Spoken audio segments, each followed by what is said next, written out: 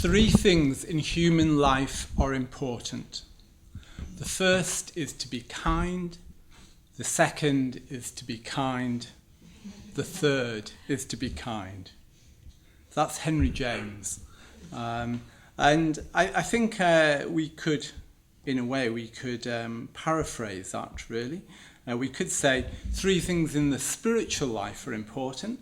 The first is to act with metta, or loving kindness. The second is to act with metta, and the third is to act with metta. So, so that's what I'm going to be talking about. I'm going to be talking about metta, or loving kindness. And there's a very good commentary on the Metta Sutta by Sangharakshita. That's the founder of our movement, who I'll be referring to as Bhante from now on. And he's written this, as I say, very good commentary on the Metta Sutta, and he says that this is the very final words. He says, "The way of metta is not only a path of ever-increasing positive emotion leading to enlightenment, it is a guide to recovering our basic human inheritance of joy." So I really like that. So it's basically a path to enlightenment, a path to a way to the goal, and in an expression of the goal. But it's also about recovering our human inheritance. In a way, it's an expression of our basic humanity. In other words, what we could say is to be really human is to be kind. So, in the talk, I will say a little bit about kindness or metta as a path to and an expression of the goal of the Buddhist life. But first, I'm going to talk a bit about what is metta, and then I'm going to look at three, if you like, applications of metta. So what is metta? So this is another quote from Bhante's commentary. "Developed to its full intensity, metta is down-to-earth care and concern directed to all living beings equally, individually, and without reservation. The unfailing sign of metta is that you are deeply concerned for the well-being, happiness, and prosperity of the object of your metta." So one of the things being said here is it's something that's active. So it's not just a feeling. It's not just a sort of like a feel-good feeling. It's something that's active. It's a concern for beings. And then another quote. "Metta is love that breaks out of the narrow confines of self-referential selectivity. Love that does not have a preference, non-exclusive love. If we're going to use the word love at all, we could describe metta as disinterested love. It is, of course, interested in the sense of concerned. It is not uninterested, but it is disinterested in the sense that when you feel it, you have no thought of what you might get back in return." So it's a non-exclusive love in which you're not looking for something in return. So in other words, it's actually a very, very high ideal, in a way, something to really aspire towards.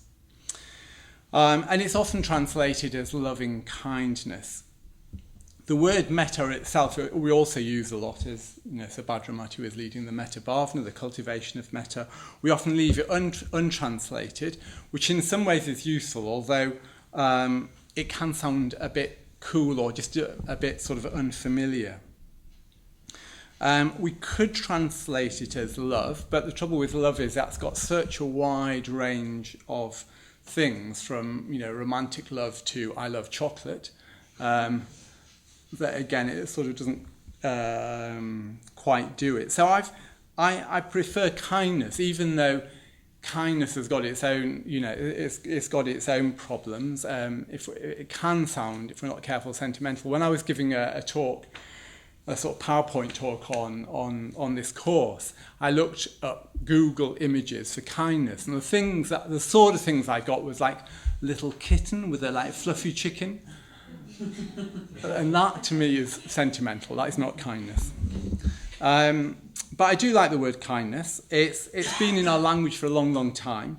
Its etymology goes back before 900 years of the Common Era, from the Old English gekind, Actually, I don't know if it's pronounced like that because my old English isn't that good, but something like gekind, which means natural, native, or innate. And it originally comes from the word meaning family. And the word kin comes from the same root. So in other words, kindness is a natural state, the way that we might be naturally predisposed towards our family strife notwithstanding, but you sort of get the idea.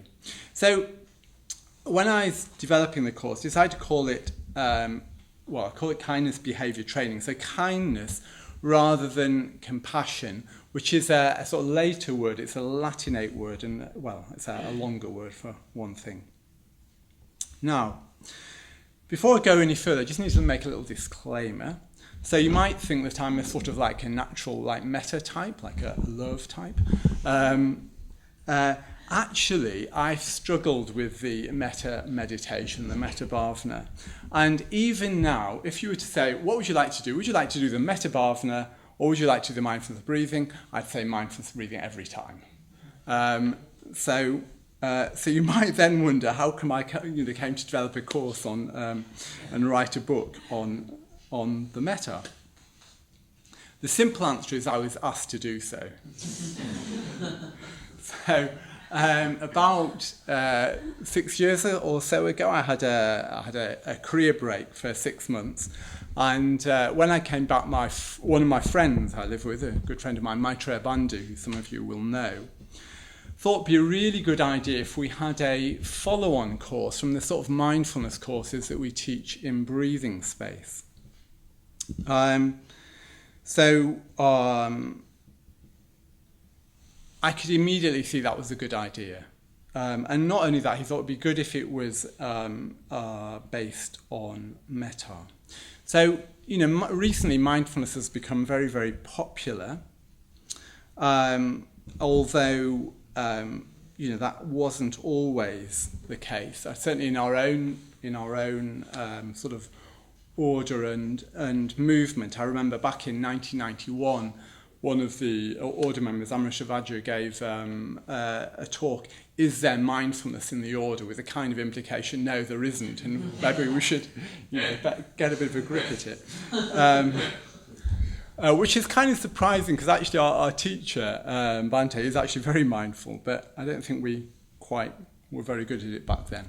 But I think actually teaching the mindfulness-based things like MBCT, mindfulness-based cognitive therapy for depression, and so on, I think started to bring more mindfulness into our movement. And then Maitreya Bandhu wrote Life with Full Attention, which again is a very good sort of course in mindfulness that's not a secular course, bringing it back into the Buddhist tradition. So what I decided to do was create a course that was very much about kindness, about the meditation on kindness, of cultivating kindness, but also a bit like the mindfulness courses, kindness in daily life, because in a way the two things reinforce each other. If the only time you're trying to be kind is when you're sitting on a cushion, well, given that, if you think of how long, even if you've got a daily practice, it's still quite a small part of your overall day. So we really need to be doing it, as much as possible. So there's a strong emphasis in the KBT on developing kindness, both in meditation and in daily life. And particularly some of those sort of daily life issues I'm going to look at in the talk. But we need to know what kindness or metta is and isn't. So we need to be mindful of our emotions, hence the talk. So as well as in the book drawing very strongly from the Buddhist tradition, I also looked around to see what was going on in contemporary psychology. And one of the things I found particularly useful comes from compassion-focused therapy. So there's been quite a lot of stuff on, in a way, follow on from secular mindfulness that's included compassion, usually self-compassion. again, I was quite keen with self and other people. But anyway, in compassion-focused therapy, CFT, they draw on, is being developed by someone called Paul Gilbert, who is a professor of psychology in Derby. And he draws on evolutionary psychology. And what he says is that there are three main emotion regulation systems. And those three things are threat, drive, and soothing. So threat is, basically, it's a thing that we share with all of the sort of forms of animal life, which is to be looking out in the environment for danger and to produce a quick response. So in humans, that produces a response of fear or of anger or of disgust or even of submission. And as I said, it's a fast response. So it's the kind of thing that, if you're crossing the road and you suddenly see this big red double-decker vehicle coming towards you, you don't go, I wonder what I shall have for lunch today. You move. As soon as you register it, you move. So that's the threat system in operation. Then we have the drive system. So the drive system is about rewards. So it directs us to important rewards. So things like food and sex, but also more other sort of like life goals, like passing exams, getting a new job, things like that. And when we achieve, so it directs us towards our goals. And when we get them, we get a little burst of pleasure that's mediated by dopamine. And then there's a soothing system. So what seems to happen on an evolutionary basis is that the other two systems, reptiles have them. But basically the reproductive strategy of reptiles is that you just produce lots of offspring and then let them get on with it. Whereas once you move over to warm-blooded animals like ourselves, you get a change in strategy where you have fewer offspring, but you look after them. And this soothing system is about, it's also called the affiliation system. It's about, in a way, building that relationship so that the parents look after the child. So, the sort of, as it were, the sort of archetypal thing is the mother-child relationship. But obviously any caregiver-child relationship. And as I said, it's associated with soothing and building up a warm, calm, relaxed relationship. And more generally, it's associated with sort of affiliation. So, humans are obviously social animals, and it creates the bonds of affiliation. So we've got those three kind of affect regulation systems. But then in humans, it gets a bit more complicated because we've got these clever minds that can do all sorts of things like, texting and, talking to each other and, technology and, filming talks, using iPads. But we can also, part of what that means is that we can imagine things, and some of the things that we can imagine are catastrophic. So we can imagine catastrophic outcomes. So, for example, if you're a gazelle on the savannah and you happen to notice a lion coming your way, the gazelle is going to make a threat system will operate, stop doing the reward, munch, munch, munch of grass. Threat system, which is referred to as the sort of strapline, is better safe than sorry, makes a beeline away from the lion. Now, if the gazelle gets away from the lion, probably have a few moments of sort of like shaking to sort of get it out of the system. But as far as we know, the gazelle won't go, that was such a close call. You can't imagine how difficult that was. I mean, I nearly keeled over it. I'm never going to go to that water hole again. It's like really bad water, like really dangerous. So Gazelles don't do that, at least as far as I know. We humans do that. So a threat system can get elicited, and then we can imagine all sorts of terrible things, and then that can just sort of cycle on itself. So, and that can lead to a lot of sort of psychological problems and indeed mental health problems from the way that our mind works in response to particularly particularly in response to the threat system. So it's good to know, which system is operating. There's a compassion-focused therapist I particularly like called Mary Welford, who describes them as like 3 different apps. And you need to know which app is operating and, change the app if you're in the wrong app for what you're trying to do. The other thing I like about it is the soothing affect regulation is the one that's particularly associated with kindness. It's associated with love, affection, soothing, kindness. So in a way, we've got the basics there. So I like to think of it as we've got the kit for kindness. It may be that our threat system is, sort of overwrought, but we've got the kit for kindness, which is a starting ground from which we can develop things. So, I said I was going to talk about 3 applications. I'm going to look at, first of all, I'm going to look at communication, especially digital communication. I'm then going to look at self-metta or self-kindness. And finally, I'm going to look at what happens when difficulties arise and forgiveness.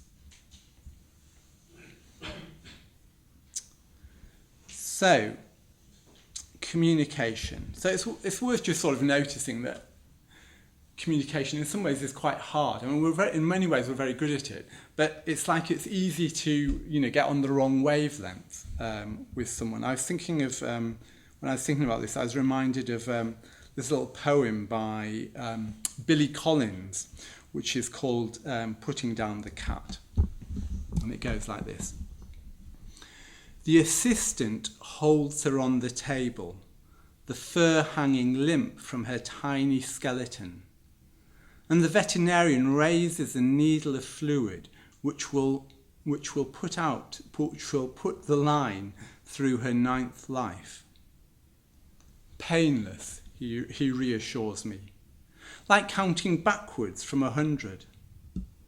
But I want to tell him that our poor cat cannot count at all, much less to 100, much less backwards. So you get this sort of mismatch between where the vet is and where Billy is, Billy Collins. So it's easy to miss each other. In fact, the Buddha went so far as to say, we're born with an axe in our mouth. So he was, in a way, what he was pointing there is that we can, if we're not careful with our speech, we can easily hurt ourselves. And indeed, we can also hurt others easily. But I think with the digital age, you could say we're born with an axe in our fingertips. I was thinking of, I don't know if you've seen any of the Logan movies. So Logan's one of the Marvel superheroes, and he has these like big claws that just come out. And I think it's a bit like that. It's like we've got that potential at our fingertips with in the digital age. In a way, it's much more powerful than just, face-to-face speech. Now, fortunately, we got some advice from the Buddha about how we should go about communication. So he gave some very useful advice to someone called Prince Abhaya, who, for those of you who like their Pali references, is someone who he was a son of King Bimbisara, but not the oldest one who killed Bimbisara. Anyway, that's a little side. So anyway, someone went up to Prince Abhaya and thought he'd put the prince up to catching out the Buddha. So what he said to Prince Abhaya is, look, why don't you say this to the Buddha? Why don't you ask him this question? Why don't you ask him whether he would use speech that is unwelcome and disagreeable to others? Because if he says yes, then you can just say, oh, well, you're just like an ordinary person speaking unwelcome, disagreeable speech. And if he says no, then you'll say, yeah, but why did you speak to Devadatta, so this is someone who the Buddha had admonished, why did you speak to him in a way that obviously Devadatta found unwelcome? So off Prince Abhaya goes with his little thing, his little task. Anyway, needless to say, the Buddha sees straight through it and says, look, you can't give a yes or no answer. It's not as simple as that. Communication is more difficult. So he gave 3 criteria for speech. Firstly, it should be truthful. So that's sort of hopefully self-evident, although when we discuss this in the course, there's a whole thing about white lies. Are white lies a good idea? I'll leave that floating there. I think my opinion is no, but anyway, that's for further discussion. Secondly, it should be beneficial. So it should be beneficial, but that's not enough. So yes, it has to be beneficial. So even if it's true and it's welcomed, but if it's not beneficial, then the Buddha doesn't say it. So in other words, thinking of things like flattery. So it might be something that's true and very welcome, but if it's just flattering the person or you think it's going to have that effect, then the Buddha doesn't say it. But the third thing is the Buddha finds the right time. So regardless of whether it's welcome or unwelcome, agreeable or disagreeable, he finds the right time. And I think that's really, really important. Paramabandhu, I mentioned early on, he was telling me one time, someone decided they were giving him some feedback, and he's really good at receiving feedback, and anyway, some critical feedback, which, as I say, he's very good at receiving. And, usually actually quite, is quite open and interested in sort of hearing that. However, this person decided to give him the feedback immediately before he was going to give a talk, which was just like not the right time because he was going to try and do something else. So, yeah. So we try and find the right time. So we can really try and bear those things in mind when we think about digital communication, because with digital communication, obviously we've got potentially a bigger reach.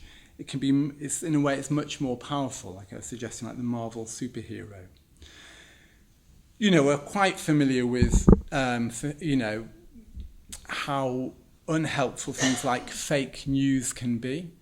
I was thinking of what it's 350 million that the NHS was going to get pre-Brexit. So truthful is clearly important. But I think the other thing that we have to really bear in mind with digital communication is we have less data about the recipients. So if I'm, with somebody face to face, I can immediately get some kind of sense of how what I'm saying is being received. I was struck by this little incident I noticed at home upstairs, which did happen face to face, but I was sort of seeing how it could have gone horribly wrong if it hadn't been face to face. So what happened is someone who's actually sitting here, but anyway, I won't say who it was, said, "Are you in for dinner?" And the other guy said, "No." And the first guy said, "Oh, good." And you can see how that's open to misinterpretation. But luckily, probably because of the pained face of the other guy, or at least the confused face, he quickly realised what was going on and said, "Oh, no, it's because it's not because I don't want you to be invited, it's just that I'm cooking tonight, so I need to know how many people I'm cooking for, and also this particular person really doesn't like cooking, so it's like one less person, a few."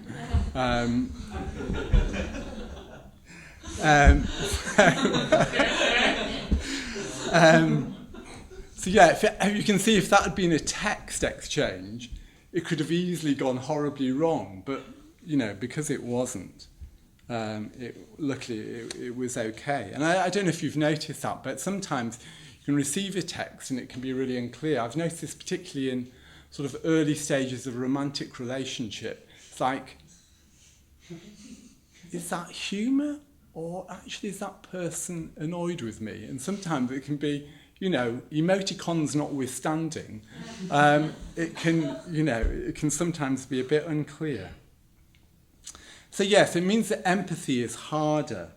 When we're face to face, we can see how somebody's responding non-verbally, and modify our response.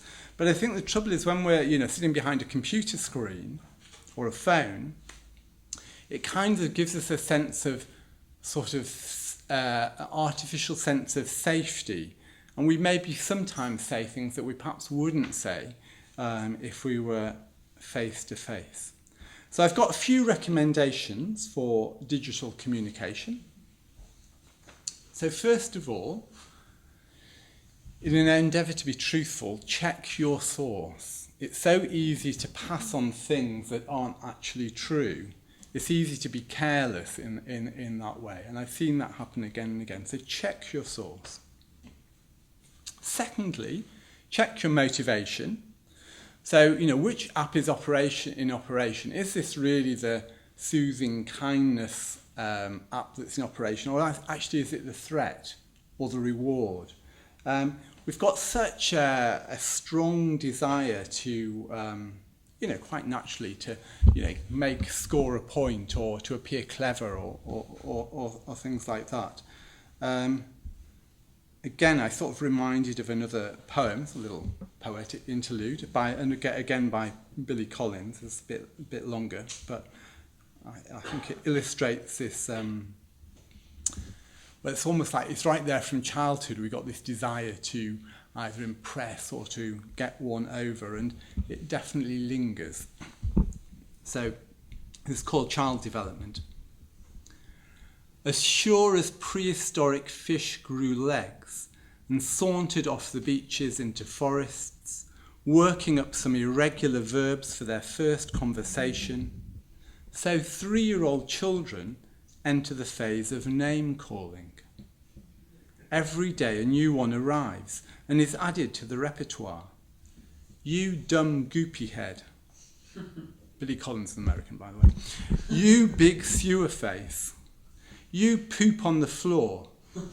A kind of Navajo ring to that one.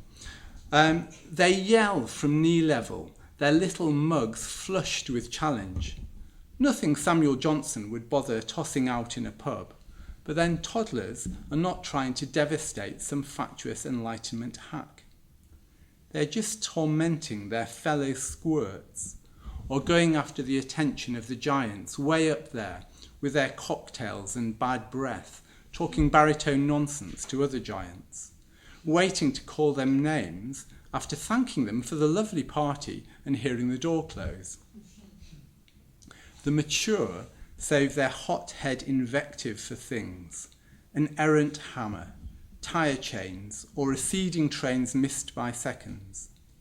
Though they know in their adult hearts, even as they threaten to banish Timmy to bed for his appalling behaviour, that their bosses are big fatty stupids, their wives are dopey dopeheads, and that they themselves are Mr. Silly Pants.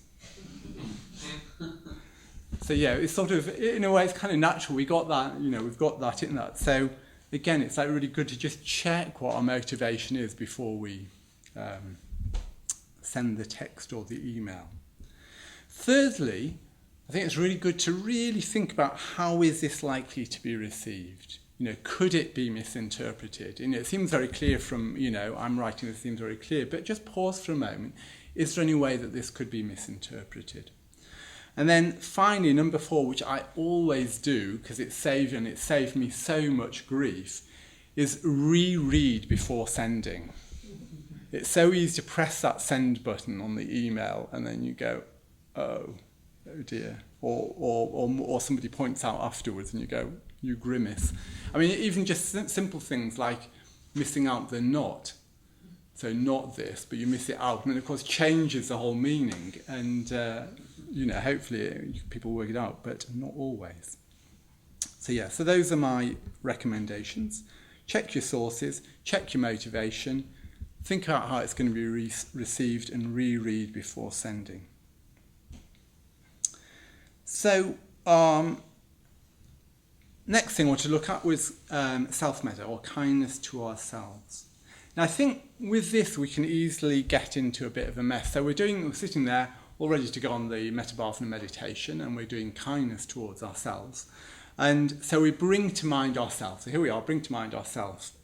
And of course, as soon as you bring to mind yourself, you can be easily aware of all your limitations, all the things that you're not terribly good at, unless you're a complete narcissist. But anyway, I'm sure there aren't any in the room. So it's probably safe to say that it's very easy to notice your limitations.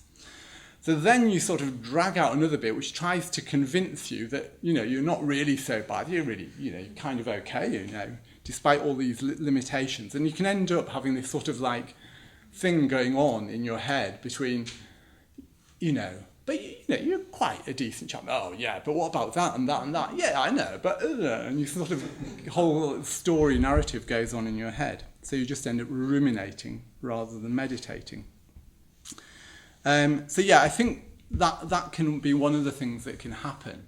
It's we start when we start thinking about myself. So I think one approach, and I mentioned a number of different approaches in the book, but one approach I think that can just really simplify things is to try and just bring kindness to each little aspect of experience as it arises. So rather than to oneself as a whole, which in any case is of course a construct. So it might be there's a painful sensation in your toe and you bring a bit of kindness to that. Or there's a particular thought and, whether it's a positive or a negative one, and you just bring some kindness to that. Because actually the act of bringing awareness is itself an act of kindness. So it's almost like we just need to be aware of each little bit of our experience and just in a way give it attention. So I think that's one way that I find really, really helpful. It just makes the whole thing much simpler. Then there's another approach that we can take, and in a way this comes out of a rather nice story from the time of the Buddha, which is about King Pasenadi and Queen Malika. So Pasenadi was obviously having a reflective moment. He was out one evening on the balcony, or might have been one morning, I'm not sure. No, he was on the balcony, and he just was having this thought, and he said to his wife Malika, Malika, who for you is the dearest person in the world? Now, I can immediately imagine that, so what you think is going to happen is that she's going to say, you, Pasenadi, you are the dearest person in all the world to me. But she doesn't. She says, oh, no, I'm the dearest person. No qualms at all. No, I'm the nearest. But good for Pasenadi. He doesn't seem to react to that. And Malika then says, well, what about you, Pasenadi? Who's the dearest person for you in the world? And he doesn't say Malika. He says, it's me too. I'm the dearest person in the world. And then one of them goes off to see the Buddha and says what happened. And the Buddha just makes the point that, yeah, that's a natural thing, that we are dearest to ourselves. And then he goes on to say that because we feel about that about ourselves, and we know that everybody else feels that about themselves, we should treat others with kindness, because that's how they want to be treated. So in a way, what's being said is that basically we tend to privilege ourselves. We tend to have a sort of default position of the world revolves around me. And what this is suggesting is if we just recognise that, we can just recognise that actually we want to be happy, and we can just sort of use that basic desire as a starting point for kindness.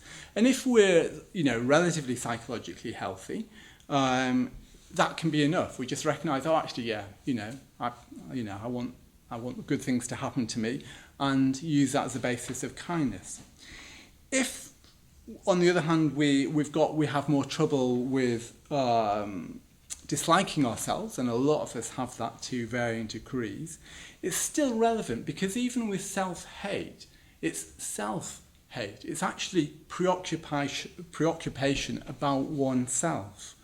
In a way, you could see it as a sort of distorted desire to be happy. So, for example, sometimes we'll put ourselves down, and in a way, what we're doing there is kind of protecting ourselves. So if we put ourselves down, then it means somebody else won't put us down first. So even self-hate, it's about me. It is this focus in on self, and underneath it, somewhere, is a desire to be happy. Part of that, you wouldn't be hating it if this aspects you don't like if it wasn't you wanted to be happy. But so in other words, you might need to dig a bit deeper, but in a way it's the same sort of thing that we can, if we track deep enough, we can find this sort of basic urge for our own well-being, and we can use that. Okay, so the third area is responding to hurt. So first of all, our own hurt, so when something unpleasant's happened to us. Now, of course, when we're hurt, the natural response or temptation is to go to blame. I mean, I sort of, notice that, it's just so easy. Like, if I've mislaid something at home, my first thought is, who's moved it? Rather than that I might have mislaid it. So it's just sort of so easy that we fall into blame or self-pity, or if we think we've genuinely been done over, then it's so easy to go into righteous indignation.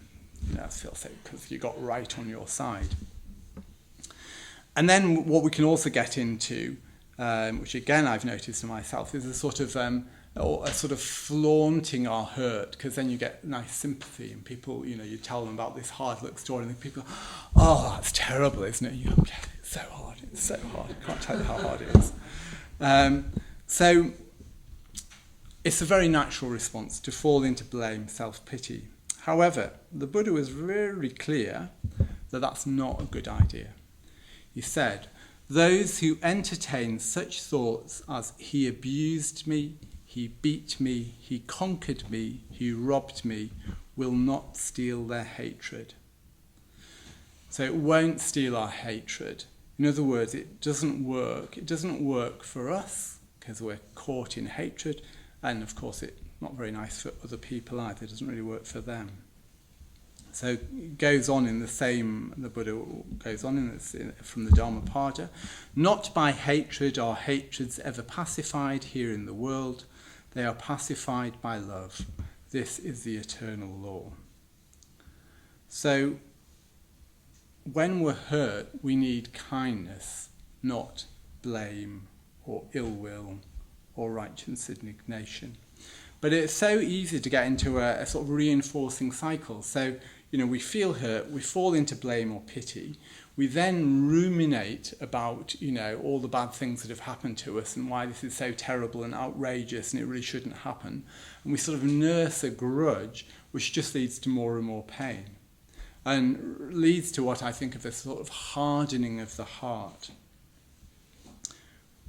I was sort of reminded of Blake's poem, The Poison Tree. There's just a little excerpt from it, which goes, I was angry with my foe, I told it not, my wrath did grow.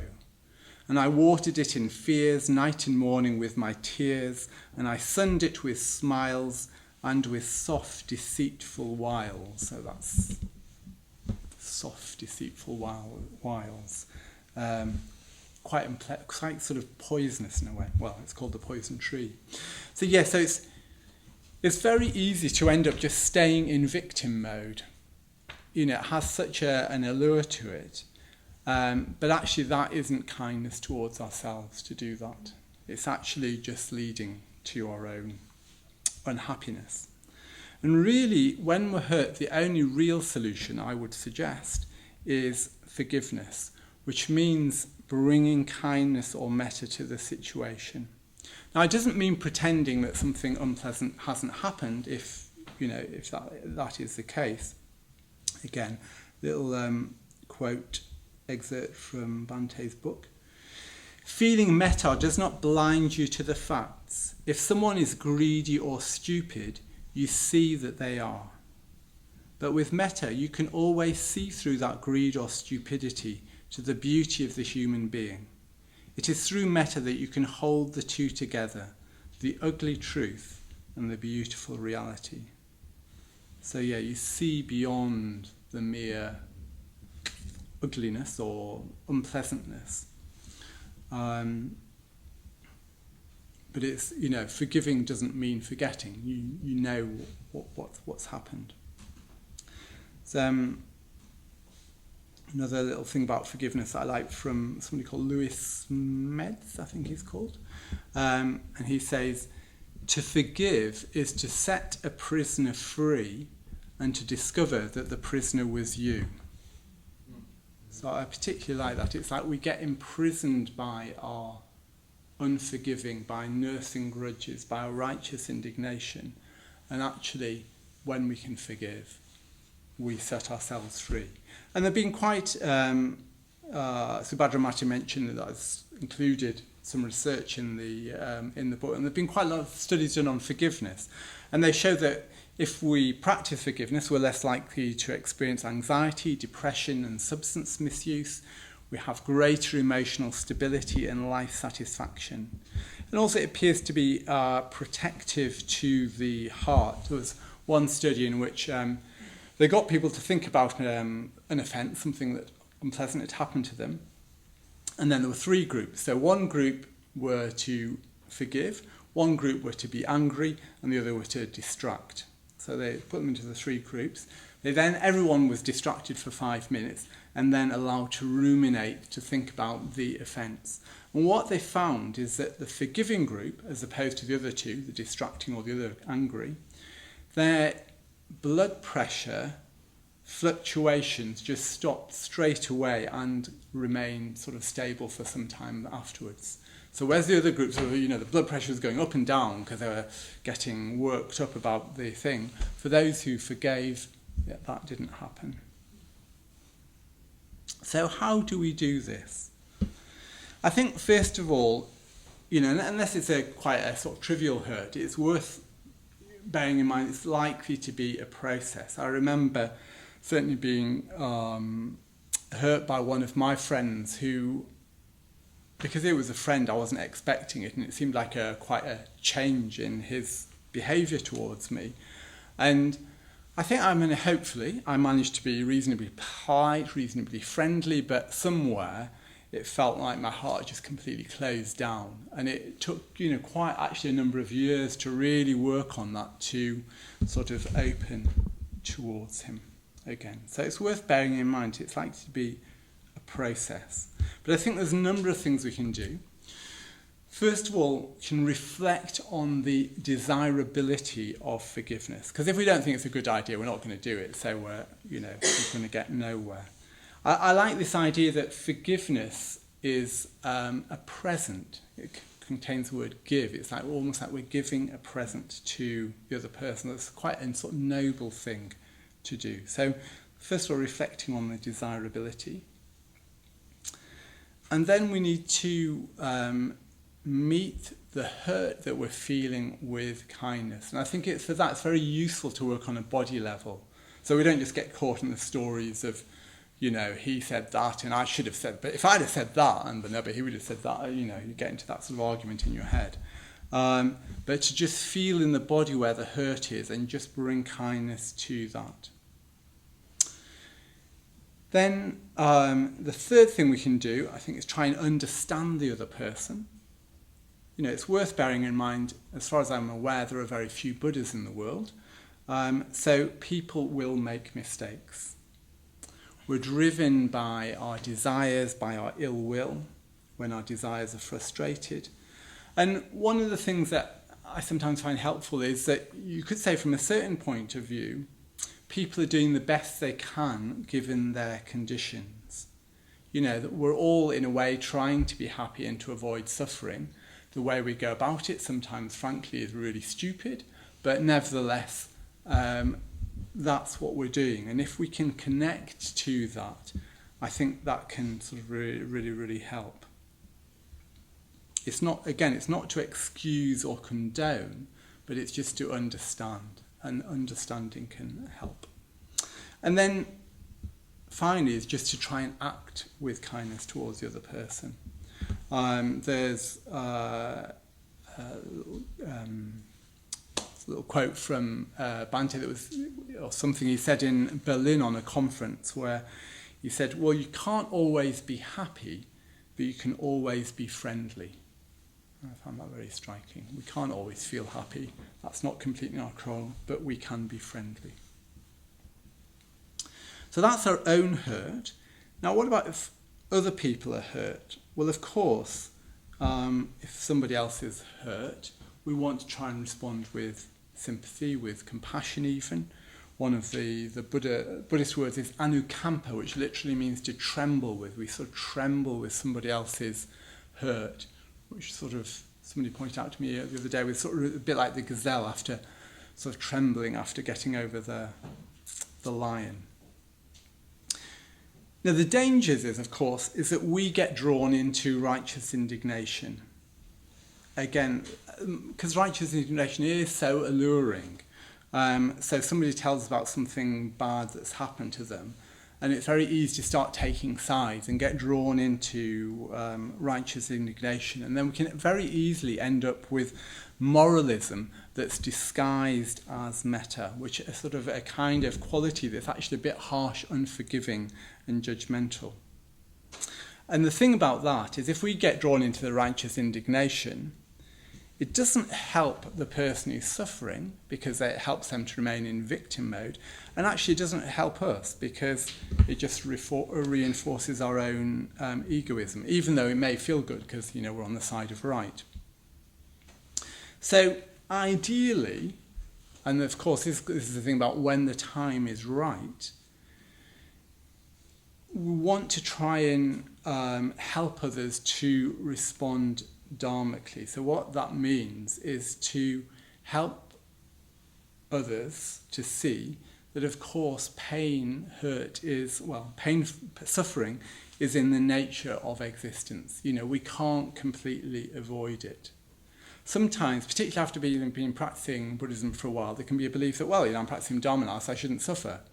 But of course, you know, life happens, and sometimes that is painful, and we don't have complete control. And if it's the hurt comes from another person as opposed to, you know, having a car accident or something, we can try and help someone nudge them towards forgiveness. Again, of course, we have to do that really, really carefully because, you know, we each have to forgive people who've hurt us in our own times and in our own way. So yes, as I say, sympathy and compassion is really good, but I think part of that is helping someone to move on rather than getting just stuck in a victim mode. So the last part of the talk, just want to say a little bit about metta as the path and goal. So as I mentioned, when it's fully developed, loving kindness, it's unconditional. So it doesn't matter what's going on, we feel that. It's given up all desire for retaliation, and it's directed to all. So what that means is it's going beyond this distinction that we habitually make between ourselves and other people. So it's which is we think of as egolessness. So it's not that we've lost our ego, but we've gone beyond it. We're not so attached to ourselves. And I think you get a bit of a taste of that with forgiveness, because in a way it is a sort of giving up, particularly giving up the desire to retaliate. And that, which is why I think forgiveness is such an important spiritual practice. So again, a little quote from Bhante. It says, to miss the link between metta and insight is to miss the point of metta entirely.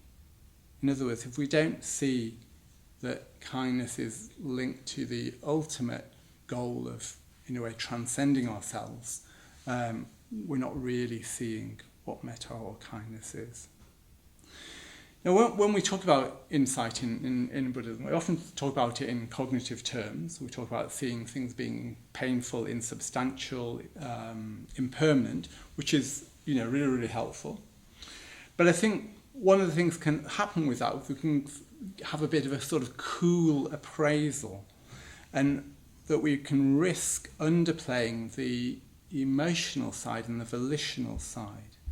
Again, Bhante. If you're able to act out of metta, if you treat others just as you treat yourself, you're acting as if the distinction you unthinkingly create in your mind between yourself and others simply did not exist. In doing so, you free yourself from the power of the illusion of a separate self. So yes, and if we do that, then, if we practice kindness in that way, it will also, one of the other things, and one of the, in a way, real joys of being in a community and practicing metta, is it leads to friendships quite naturally. In a way, if we're practicing in a spiritual community and not developing friendships, it suggests that our practice of loving kindness is more of an idea than a sort of real practice.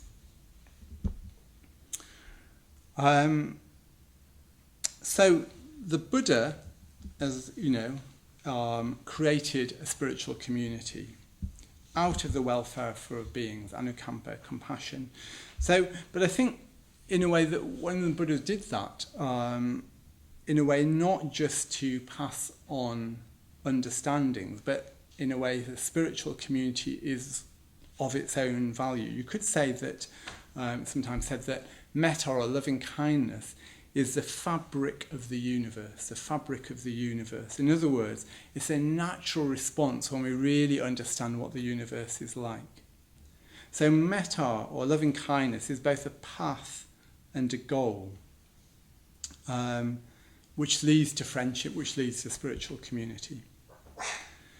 So I'm just going to end with an image. So yesterday we were celebrating Buddha Day here, and one of the things that, I wasn't here, but one of the things we often talk about on Buddha Day is in the story as the Buddha, just before he gained enlightenment, is he's sitting under the Bodhi tree, and there's an attack of Mara. So Mara is the forces of ill will and hatred and craving and so on. And in the story, in the sort of mythological story, it's described as I think arrows and other weapons. So Mara and his cohort are throwing these arrows of hatred and anger and so on at the Buddha. And what happens is, as the arrows reach, if you like, the aura around the Buddha, they're transformed into flowers, which then drop to the ground.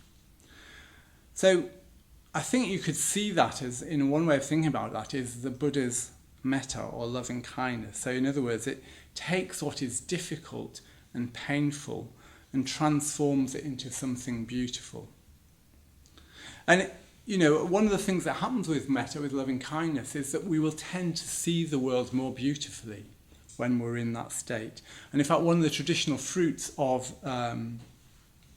metta is that we ourselves become more beautiful. So that's something to look forward to. So, in the world today, there are an awful lot of arrows.